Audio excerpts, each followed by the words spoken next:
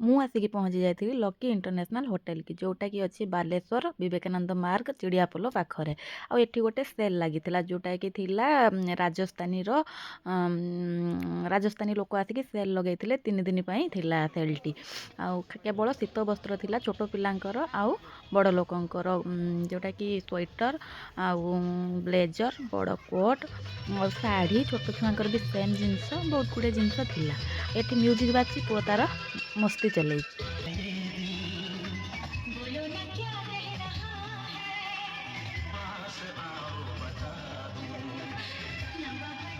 ଏଠି ଯେହେତୁ ଶାଢ଼ୀ ସବୁ ଗଦା ହେଇଥିଲା ମୁଁ ଯାଇକି ଟିକେ ଶାଢ଼ୀ ଏଠି ଦେଖିଦେଇଥିଲି। ଆଉ ୟା ସବୁ ପ୍ରାଇସ୍ ଥିଲା 200 ଟଙ୍କା। ଆଉ 200 ଟଙ୍କାକୁ କିଛି ବି ଭଲ ଲାଗୁନଥିଲା।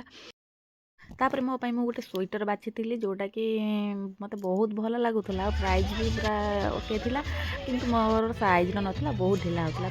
ତାପରେ ମୁଁ ଗୋଟେ ଲଙ୍ଗ୍ କୋଟ୍ ବି ମୋ ପାଇଁ ମୁଁ ଦେଖିଲି ଯେଉଁଟା ବାହାର ପ୍ରାଇସ୍ ପାଖାପାଖି 2000 2500 ଆସିବ, ଯେହେତୁ ସେଲ୍ ଲାଗିଛି ଏଠି 500ରେ ମିଳିଯାଉଥିଲା। ବଟ୍ ମୋତେ ଏତେ ଭଲ ଲାଗୁଥିଲା କିନ୍ତୁ ତାର କିଛିଟା ସ୍ପଟ୍ ଚିହ୍ନ ପାଇଁ ମୁଁ ସେଟାକୁ ଆଣିଲିନି।